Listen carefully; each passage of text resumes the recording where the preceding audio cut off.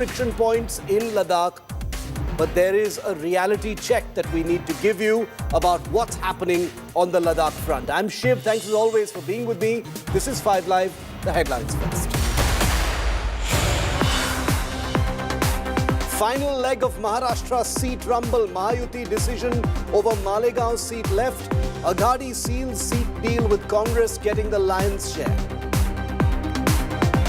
Big meltdown over Talapati Vijay's speech. DMK calls the actor turned Neta a BJP proxy. Congress hurls filmy dialogue giant. Massive revelation in India today's digital arrest expose. Foreign link to scammers in Myanmar, Cambodia emerged. Indians roped in with dubious job offers. Big win for our forces in Akhnoor. 3 Pakistani terrorists eliminated. Ace army dog Phantom tragically killed in action to save our soldiers. President Joe Biden celebrates Diwali at the White House. Sunita Williams sends Diwali wishes from space. India Today is the only channel at the White House Diwali bash.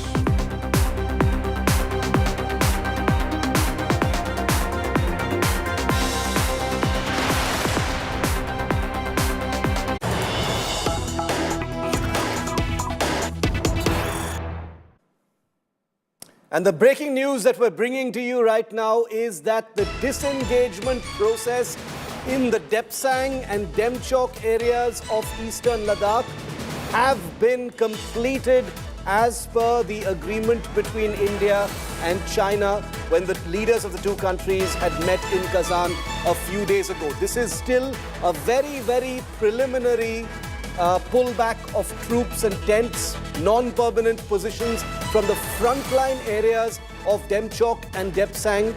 These are 2 friction areas that had resulted in a standoff-like situation between 2 sides for many, many years. The armies of India and China are now verifying the pullback on either side, the positions, the removal of infrastructure by each side there. Our sources are telling us that the disengagement that had been agreed upon in order to clear the decks for the resumption of patrolling in both Depsang and Demchok, which had completely stopped for the last 4.5 years, can now resume. Joining me live, Shivani Sharma, defense correspondent. Gaurav Sawant also been looking at this very, very closely. Gaurav, the disengagement, the very first layer of the attempt to normalize the border situation between India and China and Depsang and Demchok, we can confirm now, has been completed. There's a long road ahead, Gaurav, but this initial layer of disengagement, troop pullbacks, movement of tents,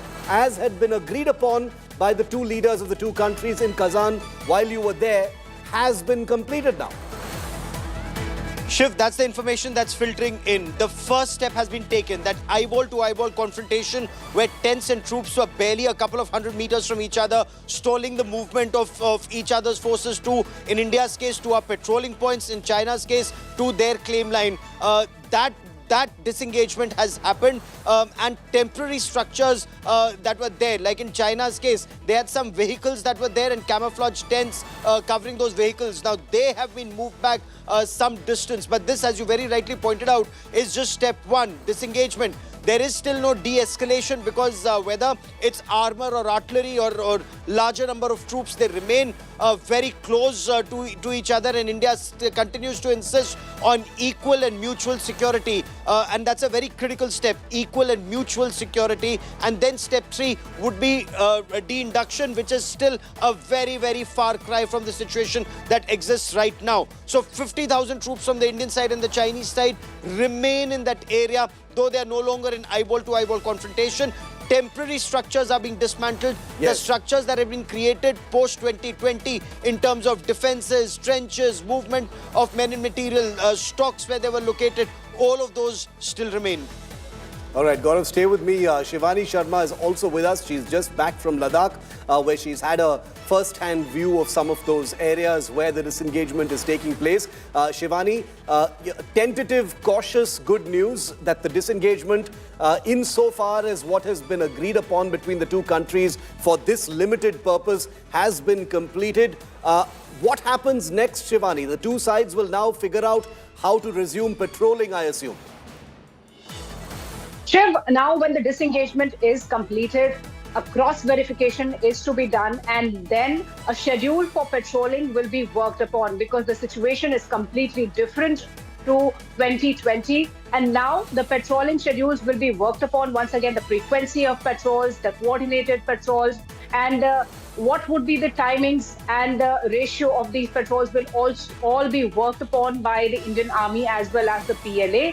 And very soon, in next 2 days, supposedly, the first patrol will start. And this will be a very good news, Shiv. We broke the story last Monday. The timeline has been 1 week when the dismantling started happening, and now it is being told that this engagement is completely done from Demchok as well as Depsang Plains. So now the patrolling will start, and assumingly a new schedule, a new charter for this patrolling will be worked upon by both the countries. And to start with, the first patrol will begin in next 2 days. Okay, Shivani and Gaurav, thanks very much for getting us that immediate input from the ground on the disengagement being completed. That's definitely a milestone, albeit a small milestone, because of how many more milestones are left before the two sides can actually talk about any meaningful de-escalation of tensions on the border. I want to tell you that here on this show, as we decode the reality check of what's happening in Depsang and Demchok, I will have with me Colonel S. Dinny. He's a former commanding officer of an infantry unit that served in Ladakh, in fact, at the Pangong area during the standoff. General S.L. Narasimhan is a former defense attaché in India's embassy in China and one of India's best-known experts on China and military affairs. We'll be going to the both of them in just a few minutes to help us understand what exactly has taken place in Depsang and what the reality of the larger challenge ahead really looks like. But first, let me show you some images. The India-China disengagement is complete in Depsang and Demchok, or nearing completion according to our sources. The disengagement between the Indian Army and the Chinese forces in both these very, very stubborn friction points has progressed and is about to wrap up. We are told by some sources that it is already done, and there may be a statement of some kind confirming this very shortly. All this means that coordinated patrolling is going to happen very soon, with the disengagement process set to conclude within the next 24 hours. As of Monday, 80 to 90% of the pullback had been completed. Today, we understand that it's done. Troop withdrawal, removal of tents, removal of any structures that had in some way or the other challenged the movement of either side's troop patrols. However, the 4 buffer zones in the friction points that began in May 2020, that is the Galwan area, the Pangong area, the Hot Springs Gogra area, those are still going to be under discussion moving forward. So this disengagement we are talking about now has happened in the northern part, that's Depsang, and the southern part of Ladakh, that is Demchok. High-level talks, as Shivani just mentioned, are anticipated at the core level in Leh to outline patrolling protocols in these buffer zones once the current disengagement is finalized. Remember, there has to be a cross-verification by both sides of each other's movements to make sure that each side has done what it has committed to doing. The verification will be carried out physically, aerially, using satellite imagery, using UAVs. The process is rooted in a mutual physical verification of what each side has actually done. It's not going to be based on any kind of trust on the other. Let me first show you some pictures. Before I bring in Ankit, I want to show you some pictures of what the disengagement actually looks like. If you look at these pictures that India Today's Ankit Kumar in our OSINT team has accessed from Maxa, these are the first images that came in a few days ago of what the disengagement looks like, whether it is the Demchok area or whether it is the Depsang area. Images taken from Maxar's satellite over the course of a couple of days clearly establishes that at least those frontline pullbacks of troops and tents has taken place. So I want to bring in Ankit Kumar to understand a little better how we need to look at this. Ankit, these satellite images are pretty dramatic because they do show very clearly, as you've mentioned in your story, that immediately after that agreement between India and China, things have visibly changed on the ground. There appears to be a pullback, a removal of some tents and structures there. But as you've also mentioned in your story, and this is the bigger reality check, Ankit, that there are many more things to remove of a permanent nature, which are a few hundred to a few kilometers inside, across the border, which will presumably remain there. So the question now is, how much has actually moved in this disengagement, Ankit? Well, Shiv, we have reviewed satellite imagery as recent as Saturday. So the most recent satellite imagery, high-resolution pictures that we have reviewed, that are from Saturday. Based on what we have seen purely on satellite imagery, we can say that most of the forward and semi-temporary kind of places, those places have seen very visible disengagement. Before the recent de-escalation, Shiv, there were two kind of action points. There was Depsang and Demchok in the north and in the south. In between there was Pangong So, there was Gogra Hot Spring, there was Galwan, the point zero of the June 2020 conflict between India and China. Now, what is different, what makes Depsang very different is the presence of PLA in Depsang is very scattered. There are very permanent sort of structures. There are permanent camps. We have even seen a heliport kind of structure very close to north of Petrol Point 10. So what will be interesting, especially in Depsang, whether those kind of structures, will they remain there or will they be demolished? We do not know for sure. We have two examples. We have seen what has happened in Finger 4 area.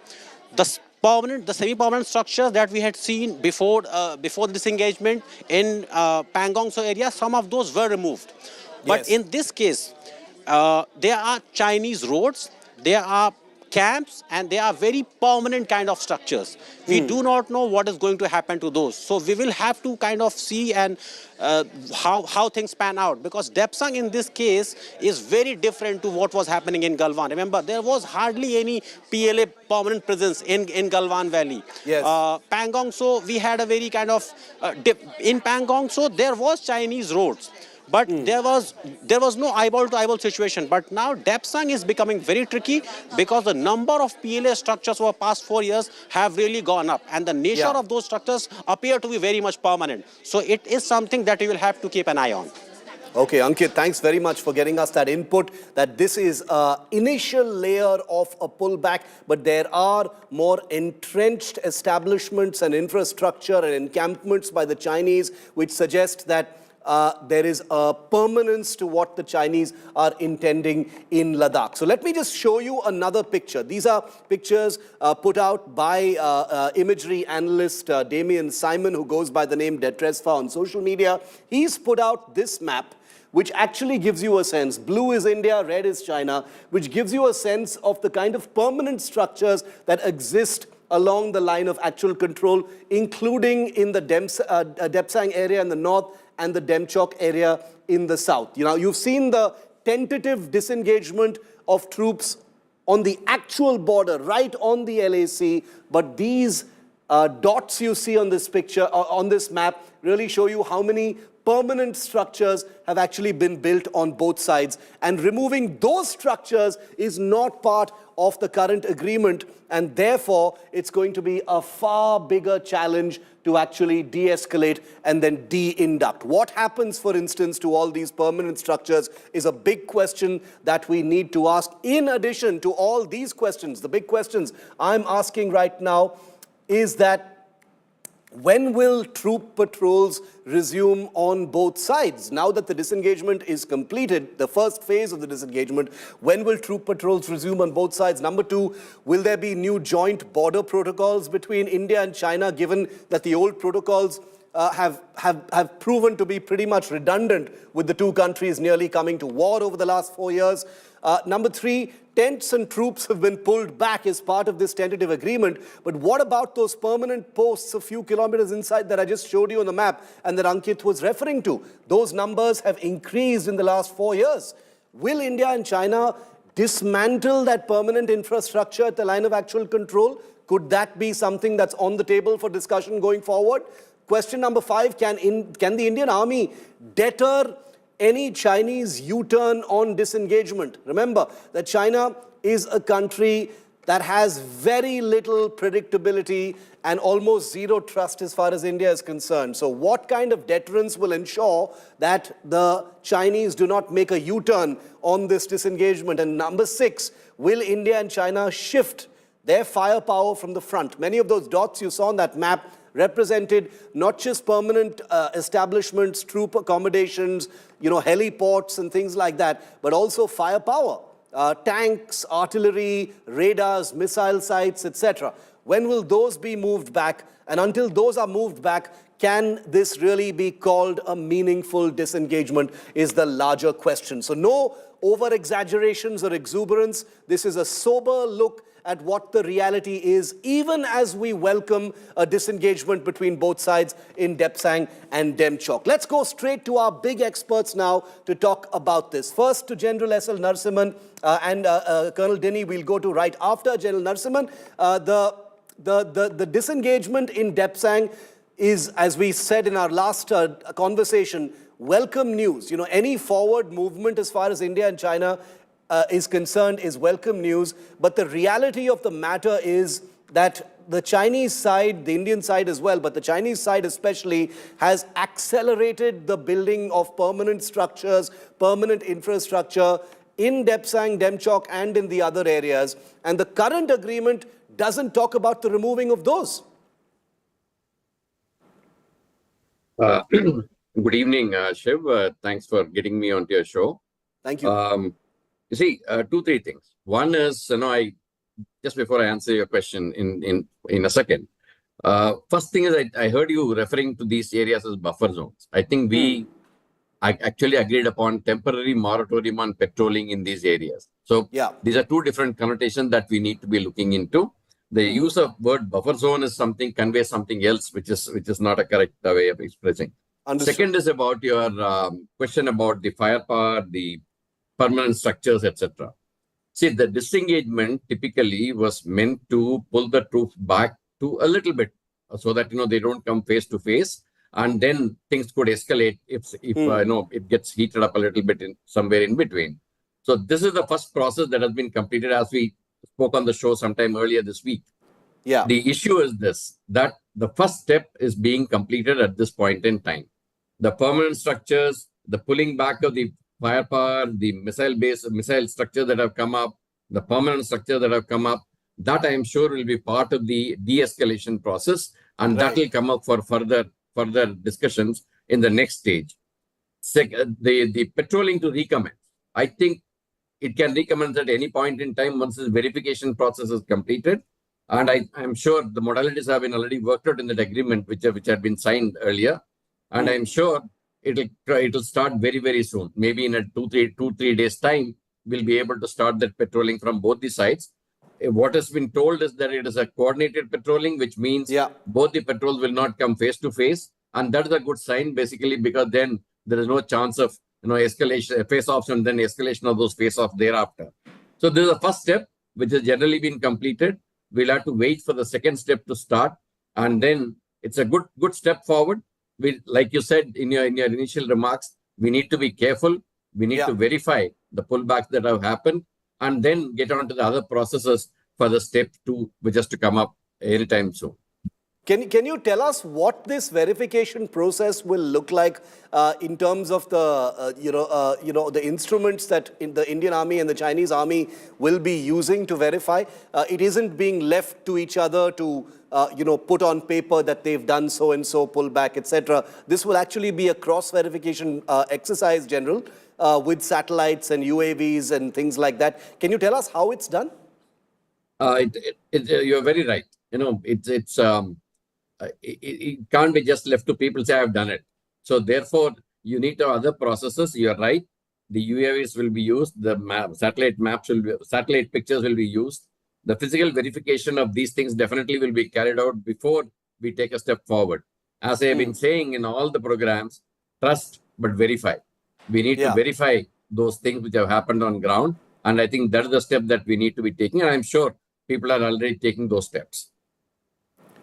The third question I want to ask you, General, is that are there going to be new protocols now? Because, you know, the last 4.5 years has pretty much changed everything as far as the rules of engagement between the two sides are concerned. And at the very least, it has shown that the existing protocols are not enough to prevent a situation of this kind. You know, even though we know very well that it was China that violated those protocols, does this mean that the two sides will now have to evolve some special new protocols to follow? You see, the protocols are already there, as I've been saying earlier also. The protocols are already there. You find agreements there. You find the standard operating procedures there. All of them got violated on one fine day in 2020. So therefore, bringing in another new one may or may not be a very wise thing to do, because it's all depends on how the other side actually respects those. So what I think we need to do, it has already been done, I am aware, that, you know, the existing protocols have to be revisited and see how they need to be tightened up. And that process was already on. As far as this particular issue is concerned about the coordinated patrolling and other things, those are the protocols which already come in with this agreement happening. So I don't think we need to go for more new protocols to come up again and again. I think we need to tighten up the existing protocols which are existing, plus take on board the agreement that has been done and the acceptance of certain rules and regulations which has been agreed upon in that agreement. Final question, General Narasimhan, is that, you know, considering that China has proven to be a country that is not reliable, as a result of which, you know, all these verifications really need to happen, is there some deterrent? In the last 4 years, has there been some kind of a message that the Indian Army has been able to send to China, which says that, you know, if you go back on your word, or if there are U-turns on agreements, you know, then there will be a price to pay? I'm asking this in a simplistic way, but I mean that even in this agreement now, this latest agreement for this disengagement in Depsang and Demchok, if there is some kind of a rethink or a U-turn at the Chinese level, on what has been agreed to, is there some kind of a deterrent on the Indian side, sir? It is like this. You know, when these protocols have been agreed by both the sides, we expect them to be followed in letter and spirit. Okay. In the last 4.5 years, one point has gone continuously to the Chinese side, that the status of the border will determine the status of the relationship. This is a standard line which has been conveyed to them, both at track 1, track 1.5, track 2 level, all levels it has been conveyed in every meeting that has been conveyed. So I think the unified kind of stand that we took and the perseverance that we practiced in last 4.5 years has, I think, paid the dividends as we see it at this point in time. But be rest assured, should there be a U-turn by the Chinese, I am sure our troops are very well there. They are very well deployed. And then I'm sure they'll take care of the situation if at all it comes.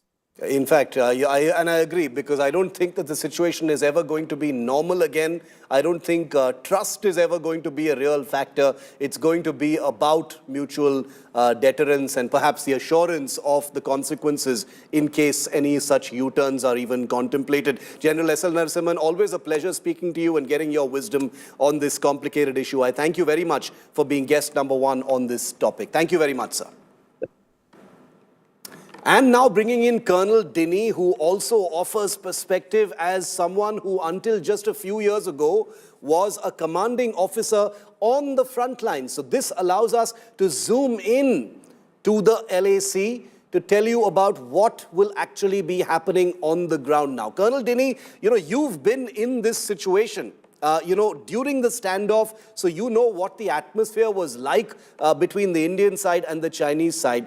Could you give us a sense of what it would be like for the army forces in Depsang right now as they carry out this disengagement? First and foremost, Shiv, the first thing is that they would be cautious, you know, because as General Narasimhan also mentioned, it's the trust, but verify is the mantra. So yes, the troops will be cautious, and I dare say that it will be cautious from both sides, because there is no trust at this point of time.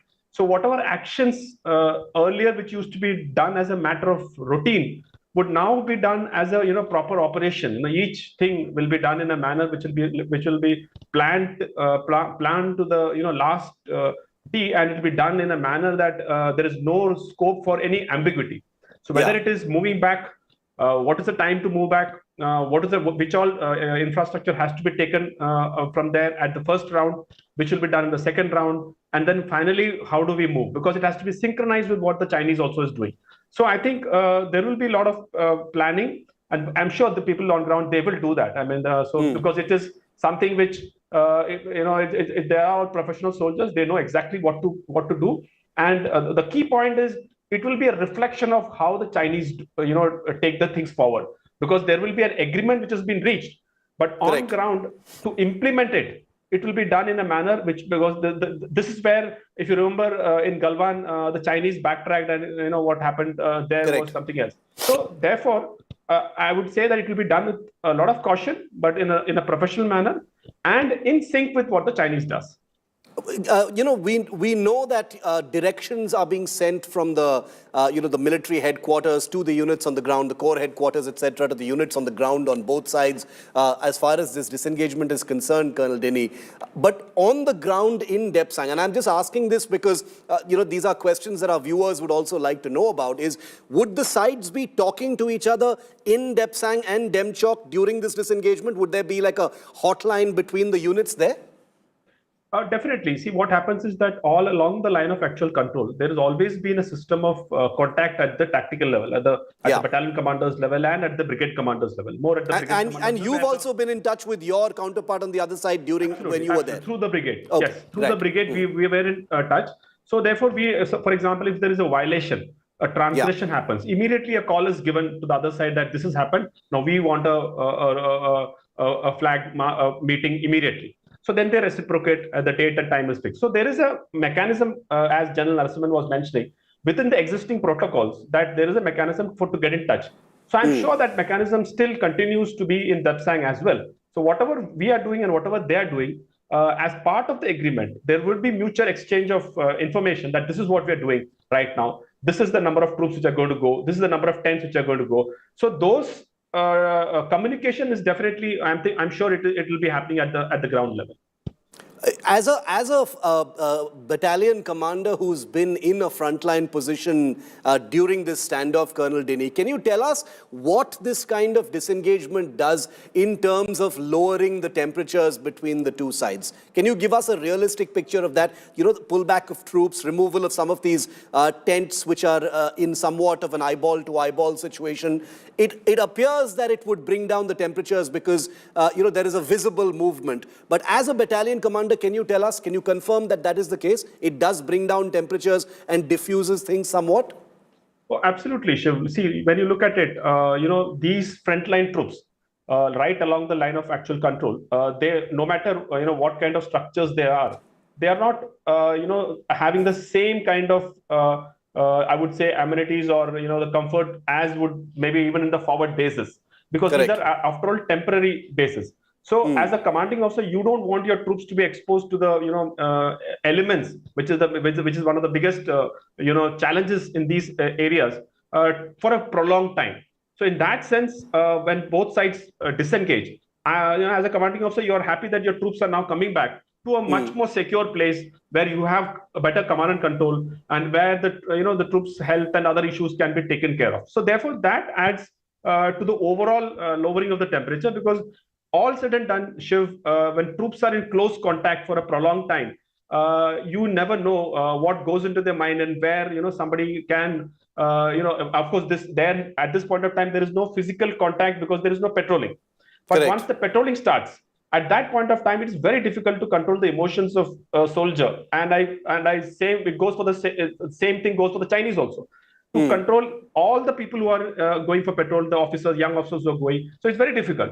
So as a commanding officer, one is happy that the troops are coming back to your fold, where you have better command and control, you have better facilities available, and they can be engaged in much more productive training and much other activities. So yes, definitely the temperature will come down in that sense. Colonel Dinny, you started answering the question that I was going to ask you next, so I'll jump straight to that, which is on the patrolling aspect of it. Some of the videos that came out during the standoff did depict, clashes and violence during those, patrols crossing each other in the Pangong sector where you served as well. As we talk now about the resumption of patrolling, and after this 4.5-year standoff in which it is very clear which side had violated protocols and which side had, very strictly obeyed protocols. We all know that the Indian army didn't do that. It was the Chinese army that did it. How difficult is it going to be to resume patrolling? The reason I'm asking is because, our soldiers, our officers will have to now go on those patrols again. But absolutely, the Indian Army is a highly professional force. Everyone has complete faith in them. But it's going to be difficult getting back to something where the trust in the other side has completely gone. Oh, absolutely, Shiv. I think in this whole process of normalization along the line of actual control, if you want me to name one issue which is the most critical and yet which is the most challenging, I would put it as the patrolling which is going to happen now. And especially in the area what is generally commonly referred as buffer zone, but I also call it as no patrolling zones. Yes. So what happens in the no patrolling zone is going to dictate how the peace and tranquility along the line of actual control will sustain itself, because that is where this entire problem started. Correct. So it is not the infrastructure which was created in the decked areas and in other issues, but the physical contact between the troops led to this crisis or to this conflict. So I am, concerned that once this starts again, how do we, overcome that, so that those incidents do not come back again? There, I understand that there is an agreement now being worked out, wherein prior information would be given, the number of troops would be, restricted. So and also there will be no overlapping of patrols. Like if once the Indian patrol goes, then on the same day the Chinese will not come, and vice versa. That I think will, to a great extent, will reduce the tension. But definitely, as an officer, as a soldier, infantry soldier, as I mentioned, it is not you're not dealing with machines there. You're dealing with human beings. Correct. And human beings at that altitude, they with extreme pressure and stress, both from the environment and otherwise, can behave in a very different manner. And one has seen it. It is not because of any lack of professionalism. And I do agree that even the Chinese side, to be very to be fair to them, it is not that they also behave in an unprofessional manner. They do behave in a professional manner, but of course they have to do what they are supposed to do. What are they told to do? That counter is being given by the Indian side. So what I can say is, Shiv, the patrolling in the no patrolling zone would dictate how much peace and tranquility, or how long this can sustain. That is going to be the key, I think. And that is the point at which we now stand, because with this disengagement tentatively complete, the next step will be on the resumption of that very challenging area of patrolling. And as Colonel Dinny has just pointed out, that is going to be trickier than it sounds. So we'll have to see how the two sides actually navigate it and resume patrolling in especially those 2 points, but also the buffer zones or the no patrolling zones of the other friction points that began in May 2020. Colonel Dinny, always a pleasure. Thank you very much for giving us that very gritty, granular take on what it's going to be like navigating the next few steps. Thanks so much for your time. Thank you. Thank you, Shiv.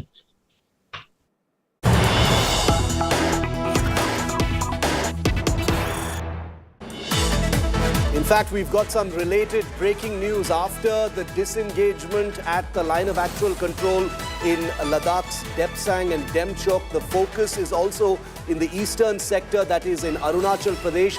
A major defense exercise is currently underway in the eastern sector. Talks with China are on to ease tensions in the eastern sector as well. Remember that India has eased up on its dominant positions in the Yangtze Asafila area of Arunachal Pradesh as almost like a quid pro quo for what has happened in Depsang and Demchok, even though India had dominated some areas in Ladakh as well. So a synchronized diffusion of tension in Arunachal Pradesh and Ladakh. But Arunachal Pradesh is a big focus area now. The Army, Navy and Air Force are activating assets in the eastern sector where things are continuing to be a little sensitive. So India's focus on the eastern sector continues. Remember, India and China are now negotiating border patrolling protocols in the eastern sector. Remember, whether it is Sikkim, whether it is Arunachal Pradesh, there have been violent clashes between the patrols of Indian and Chinese army troops. Chinese troops have been captured on video being thrashed by Indian army patrols on multiple occasions in both Sikkim and Arunachal Pradesh, and therefore China has requested for discussions and talks to negotiate border patrolling rights. Patrolling rights in Tawang, Yangtze are currently under discussion. These are areas where the Indian Army has taken positions of much greater advantage over China-occupied Tibet. India has been currently blocking the Chinese army since a December 2022 clash, putting China in a great position of disadvantage. And that's one of the reasons why China had become quite conciliatory in the run-up to this agreement on diffusing tensions in eastern Ladakh. Remember, there's also a big joint exercise called Purvi Prahar. Purav is east in Hindi. That is going to be kicking off from November the 8th this year. The Army, Navy and the Air Force will be activating a tri-services exercise in the eastern sector in November called Purvi Shakti. It's an infantry combat exercise that is scheduled. The Indian Air Force's fighter aircraft, transport aircraft, helicopters will all be part of it. So this is a tri-service muscle flex that is taking place in the eastern sector. Shivani Sharma, bringing us these details, is with us. Shivani, obviously, Purvi Shakti, this exercise is symbolically significant because the eastern sector has very much come into play when we're talking about Ladakh as well, because it is in Arunachal where the Indian Army's dominant positions are known to have actually brought China to the talks table for the Ladakh diffusion. But Purvi Shakti is a big exercise because the focus on that sector is going to be very, very important now. Shiv, this exercise called Purvi Prahar will commence from 8th of November and it will continue till 18th of November. So 10 days of joint military training between the Indian Army, the Indian Air Force, and all the major air bases will be activated, including the Kolkata, the Hashimara, the Panagarh base out there, the Kalaikonda base. So all the major assets like Su-30 MKIs and the Rafales, C-130J aircrafts and the helicopters of the Indian Army also will be participating together in this combat drill. And yes, like you said, the focus has been on Arunachal Pradesh, Sikkim too, along with the talks that have now turned into an agreement in eastern Ladakh in Demchok and Depsang. But yes, as the diplomatic talks were on, the military talks were on, they were also on and they are still going on for Arunachal Pradesh, also especially the friction points like Yangtze, where we saw clashes between India and PLA in December 2022. And the whole focus remains there. We've seen the Army Commanders Conference happening there. We saw how during Dussehra, Defense Minister Rajnath Singh was there in Sikkim. And again, he's traveling tomorrow for Diwali celebrations to Arunachal Pradesh, Tawang. So all the focus and all the activities that we see around Arunachal Pradesh, they are emphasizing on India's focus on eastern sector too, along with their talks of disengagement in Depsang Plains and Demchok. So this 10-day long exercise will be a mega military drill. The jointness between the forces will be there and emphasis on the eastern sector too. Shivani, thanks very much for getting us that crucial input as part of our larger coverage on what is taking place in Ladakh. We'll keep an eye on what's happening in Arunachal Pradesh as well. Defense Minister Rajnath Singh headed to Tawang for Diwali. Another symbolic message there as well. We're slipping into a very short break. On the other side here on 5 Live, has the Canadian government made an embarrassing U-turn on the Nijjar case? Has it softened its stand? What's going on? Well, we'll tell you.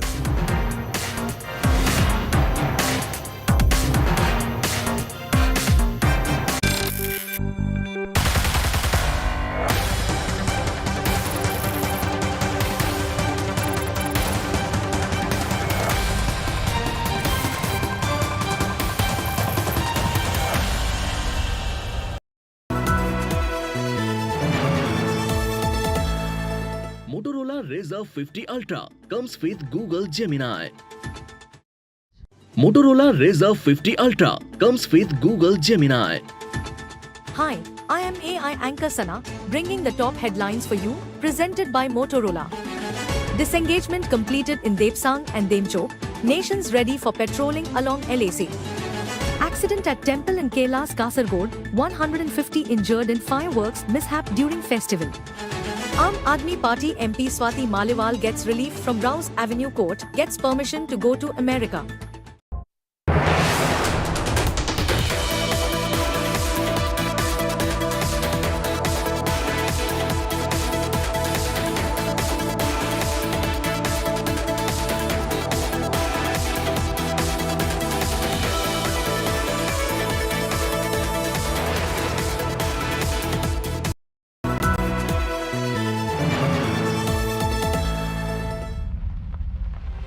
मेरा रुतबा है मेरा signature.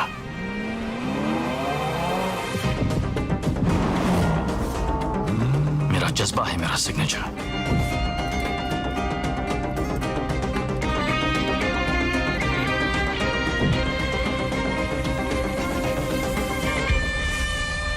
जमाने से हटकर दुनिया की सोच से ऊपर, कुछ बुरी तो नहीं।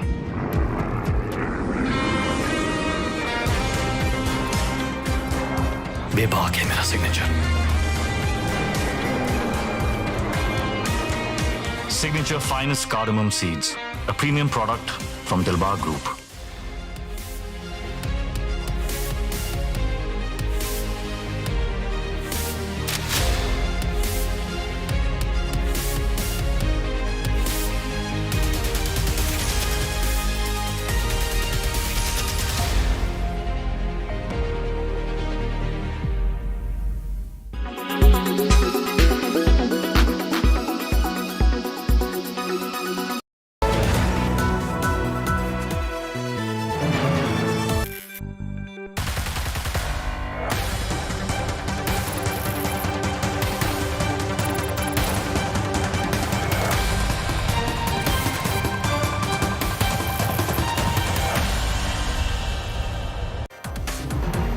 Has the Canadian police, which had held a high-octane press conference pointing a finger at India and talking about evidence against India in the Nijjar killing case, now suddenly softened its stand? Has it made its stand a little more ambiguous and less sharp-edged? Well, you decide, viewer, when you watch this report. The Canadian Police Commissioner has appeared to backtrack on the suggestion that there is evidence against India in the Nijjar murder case. The probe into the murder of pro-Khalistan terrorist Hardeep Singh Nijjar, who was shot dead outside a Gurdwara in Canada in June last year, has escalated, as you obviously know, into a high-stakes diplomatic standoff between the two countries, resulting in both countries removing their high commissioners from either side. The case took an intriguing turn recently when the Royal Canadian Mounted Police, which is just a long way of saying their national police, their commissioner of the RCMP, Mike Duhim, in an interview, seemed to present an ambiguous stance, sparking questions about the probe's trajectory and the strength of evidence against the Indian government. Well, let's just tell you what he had said earlier and what he's saying now. Earlier, he had said highest evidence linking the Indian government. This was at that press conference. Now he says multiple investigations are underway. And you've got to watch that video. Earlier, he said Indian agents involved in homicides. Now he says the probe could go in any direction. Earlier, he said India's top diplomat Sanjay Verma directly linked. Now he says leads may not point at Indian government. Mike Duhim is the Canada Police Commissioner of the RCMP. Shreya Chatterjee, who's been looking very closely at these developments and has been reporting on it for us, is with me live. Shreya, you know, this is not a categorical U-turn, but given the intensity with which Mike Duhim and the RCMP had pointed a finger at India, making it seem like they had very, very hard evidence, etc. This particular press conference is a little confusing. It's a little mind-boggling because he suddenly sounds a little ambiguous, a little confused. not using very strong and, direct words as far as India is concerned. If I didn't know better, this sounds like a bit of a backtracking. Well, absolutely, Shiv. This is nothing short of a backtracking at a time when the RCMP itself wanted to go public in a press conference suggesting that they have highest level of evidence against government officials linking to the Palestini separatist murder Hardeep Singh Nijjar. Now, when he was faced with a direct question that whether they have evidence, very categorically says that there are multiple investigations that are happening right now. We don't know where it might lead. So definitely, this is a huge U-turn that is coming in now from the police commissioner just a week after Trudeau did something similar in this particular issue. Is there a sense from the Indian side, Shreya, acknowledging what the RCMP chief has now said? Is the Indian side waiting for something to come from the Canadian side now? Well, Shiv, if we remember that even our top diplomat, Sanjay Verma, is speaking to India today. He suggested that if you have evidence, we have a channel open. Please come up with that evidence. That is exactly what India has been harping for all this while. And now, similar lines of what our envoys and diplomats have been suggesting. Now, the RCMP commissioner also goes public, where he's saying that we don't know where the investigation might lead. This is nothing short of a U-turn from their initial stand, where they came out and did that press conference on the 14th of October. Very, very strange stance taken by the RCMP chief, and we'll keep a very close track on it. A U-turn, a softening, a backtracking. Has someone whispered something in his ear? We don't know yet, but hopefully we'll know soon about what really explains this. Shreya Chatterjee, thanks very much for getting us that story, and well done spotting this U-turn by the RCMP chief there. We'll keep a track of that story.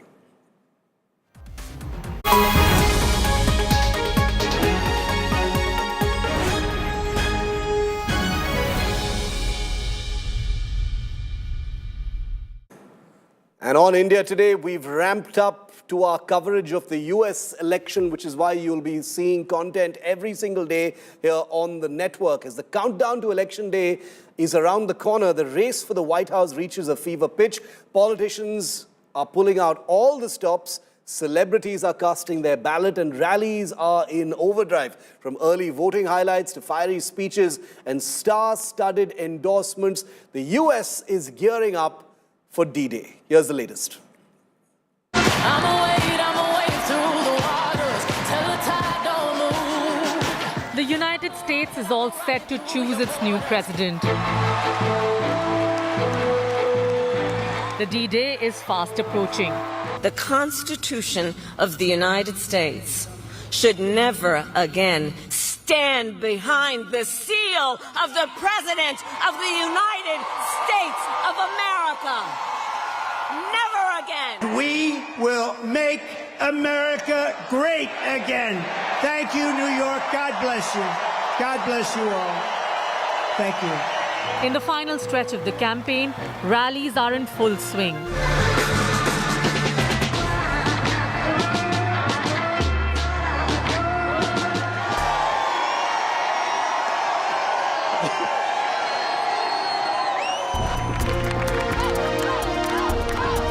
Politicians and celebrities alike are making their strongest push to gather votes. President Joe Biden cast his vote in Delaware on Monday, marking one of the first early ballots in this presidential race. Can't go to the premiere without voting. Pop singer Selena Gomez joined the movement, casting her early vote and posting a picture with a blue heart, hinting at her support for Kamala Harris. Celebrating Diwali, President Biden praised his party's presidential candidate, Kamala Harris. I also don't agree with just... I selected Kamala to be my running mate for many reasons. She's smart, she's tough, she's trusted.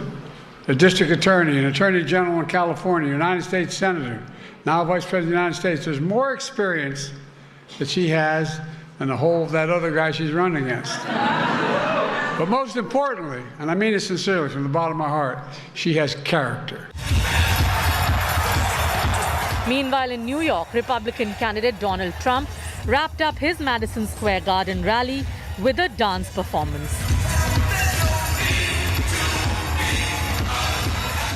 That crooked Joe Biden has done a terrible job. You've destroyed our country. We're not going to take it anymore.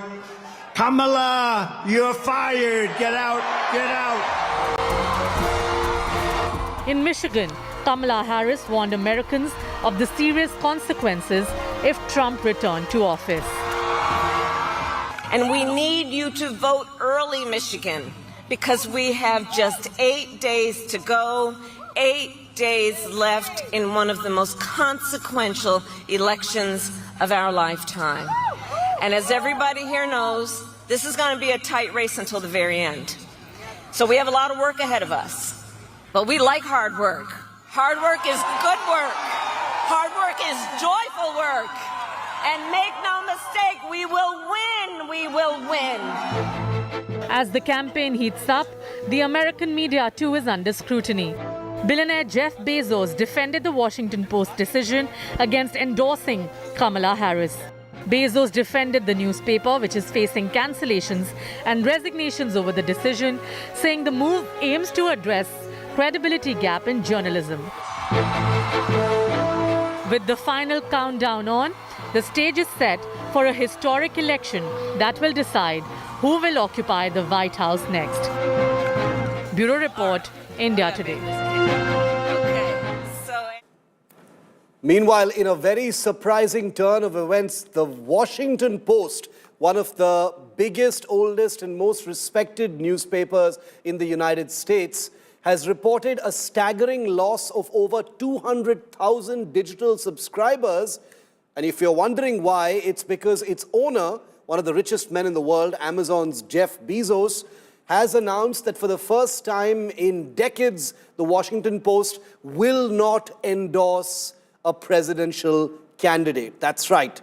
Well, it can be taken as a symbol of independence of the paper, but given that the Washington Post is a pro-democrat newspaper, it is being seen, this statement by Jeff Bezos is being seen as a snub directly to Kamala Harris. Well, he defended this choice, stating it was a principled move aimed at avoiding perceptions of bias. Claiming that endorsements do little to actually sway elections. Well, in a note to readers, in an opinion column in his own newspaper, Bezos clarified that no candidates were consulted and denied any links to recent meetings with any political figures. However, this decision for the Washington Post not to endorse a presidential candidate, and they were going to endorse Kamala Harris, has sparked outrage among subscribers, with some former executives labeling the cancellations as colossal. 200,000 subscribers have pulled the plug because the Washington Post has refused to endorse Kamala Harris in this election. Well, meanwhile, at the White House, Diwali celebrations once again lit up in the United States with festivities, now an annual tradition embraced by Americans. It was a full Desi bash courtesy President Biden, who extended Diwali greetings, recognizing the big South Asian American community's significant, did I say South Asian? I meant the Indian community's significant contributions to the fabric of American life. Iconic Indian song Jai Ho echoed at the White House and at this Diwali bash. Together, we may show the power in the gathering of light, the light of knowledge, the light of unity and truth, the light of freedom for democracy, for America, America we share and cherish. Only in America is everything possible. So, ladies and gentlemen, thank you for being here. Welcome to your home. Happy Diwali, America. God bless you. This is Diwali, exclusively Diwali at the White House. As you can probably see, everything is decked up for Diwali. You could see here right now, I'm going to take you and show you right now, basically, this is a very, very special event here. It says White House welcomes you to a very happy Diwali. And this is where most of the refreshments are. A lot of people have been gathered here to meet and greet, and essentially this is where a bar has been set up, and people are essentially, there's wine on the offer, People are celebrating Diwali at the White House, all decked up. Every room in the White House has a room, and a room has a theme and a color. This is the red. So we're coming from green to the red right now. And you'd see a lot of influential Indian American people here right now who have a chance to be at the people's house, as President Biden called it. This is your house, is what he said. So this is a very exclusive inside view of the White House, only on India Today. And astronaut Sunitha Williams, who's still stuck in space and won't be coming back before February next year because of some problems with the crew liner that took her to space earlier this year, had her Diwali greetings to share. She also had a lovely message about her lineage, her parents, and how community means everything to her. Take a look. And shared his cultural roots by teaching us. Greetings from the International Space Station. I'm NASA astronaut Sunitha Williams, and I want to extend my warmest wishes for a happy Diwali to everyone celebrating the Festival of Lights today at the White House and around the world. This year, I have the unique opportunity to celebrate Diwali from 260 miles above the Earth on the ISS. On this day, I specifically think about my father, who immigrated to the U.S. from India. He kept and shared his cultural roots by teaching us about Diwali and other Indian festivals. Diwali is a time of joy as goodness in the world prevails. I am so thankful to have grown up in a multicultural household where our parents encouraged us to seek opportunities and reach for the stars. Thank you to the President and the Vice President for celebrating Diwali with our community today and for recognizing the many contributions of our community.